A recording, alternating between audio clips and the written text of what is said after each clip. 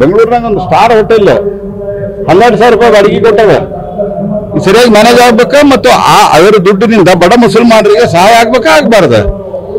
ಎರಡನೇದ್ದು, ಈ ಕಾಂಗ್ರೆಸ್ ಮುಖಂಡ ಇನ್ಕ್ಲೂಡಿಂಗ್ ಲಾರ್ಡ್ ಒಂದು ಮಾತು ಕೇಳ್ರಿ, ಇವ್ರ ಮನಿ ಇವ್ರ ಮಠ ವಶಪಡಿಸ್ಕೊಂಡ್ರೆ ಸುಮ್ ಕೊಡ್ತಾರೆ. ಅದಕ್ಕೆ ಸೆಕ್ಷನ್ 40 ಒಳಗೆ ಯಾರ್ದಾರೆ ಲ್ಯಾಂಡ್ ಘೋಷಣೆ ಮಾಡ್ಬೇಕಂದ್ರೆ ಅದಕ್ಕೊಂದು ಪ್ರೊಸೆಸ್ ಮಾಡ್ಬೇಕಂತ ಹೇಳಿವಿ ನಾವು. ಯಾರು ಬೇಕಾದವ್ರು ಲ್ಯಾಂಡ್ ಮಾಡ್ತೀವಿ, ಚಾಲುಕ್ಯರ ಕಾಲದಲ್ಲಿನೂ ಲ್ಯಾಂಡ್ ಮಾಡ್ತೀವಿ ಅಂತಂದ್ರೆ ಈ ಎರಡು ಸಂಗತಿಗಳನ್ನ ನಾವು ಮಾಡಿದ್ದೀವಿ.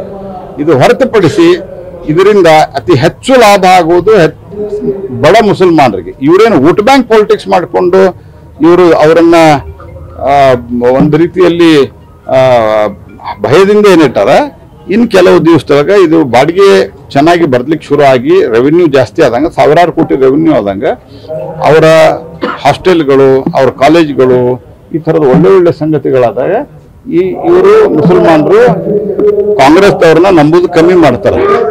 ಅದಕ್ಕೆ ಅವ್ರಿಗೆ ಭಯದಿಂದ ಏನೇನೋ ಹತಾಶವಾಗಿ ಈ ರೀತಿ ಹೇಳಿಕೆ ಕೊಡ್ತಾರೆ.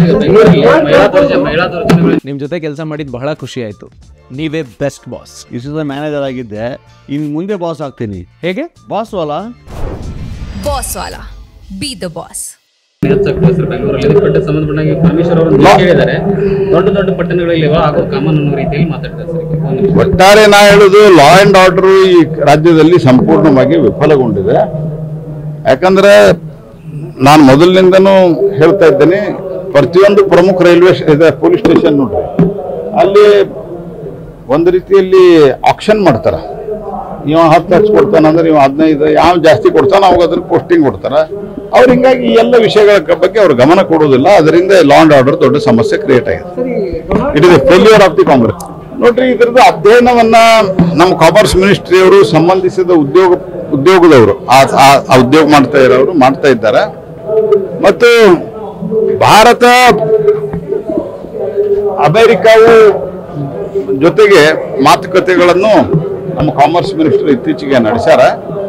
ನಾವು ಅದರಲ್ಲಿ ಎರಡೂ ದೇಶಗಳಿಗೆ, ನಮ್ಮ ಉದ್ಯಮಿಗಳಿಗೆ, ನಮ್ಮ ಸಣ್ಣ ಉದ್ಯಮಿಗಳಿಗೆ, ನಮ್ಮ ಮಧ್ಯಮ ವರ್ಗದ ಉದ್ಯಮಿಗಳಿಗೆ ಯಾವ ರೀತಿ ನಾವು ಅನುಕೂಲತೆಗಳನ್ನು ಒದಗಿಸಲು ಭಾರತ ಗಂಭೀರವಾದಂಥ ಚಿಂತನೆಯನ್ನು ಮಾಡ್ತಾ ಇದೆ. ನಾವು ಬೇರೆ ಯಾವುದೇ ದೇಶ ನಿರ್ಣಯ ತೆಗೆದುಕೊಂಡಾಗ ಅದರೊಳಗ ನಾವು ನಮ್ಮ ದೇಶಕ್ಕೆ ಹೇಗೆ, ನಮ್ಮ ದೇಶದ ಉದ್ಯಮಗಳಿಗೆ, ನಮ್ಮ ದೇಶದ ಎಕ್ಸ್ಪೋರ್ಟ್ಗೆ ಹೇಗೆ ಮಾಡ್ಬೇಕು ಅನ್ನೋದು ಅದಕ್ಕೊಂದು ಮಿನಿಸ್ಟ್ರಿ ಅದ, MA ಅದ, ಕಾಮರ್ಸ್ ಮಿನಿಸ್ಟ್ರಿ ಅದ, ಮತ್ತು ಉದ್ಯೋಗಪತಿಗಳಿದ್ದಾರೆ ಅಥವಾ ಉದ್ಯೋಗಸ್ಥರಿದ್ದ ಅದನ್ನು ಮಾಡುವಂಥ ಇಂಡಸ್ಟ್ರಿಗಳಿದ್ದಾರೆ. ಅವ್ರ ಜೊತೆಗೆ ಚರ್ಚೆ ಎಲ್ಲ ನಡೆದಿದೆ.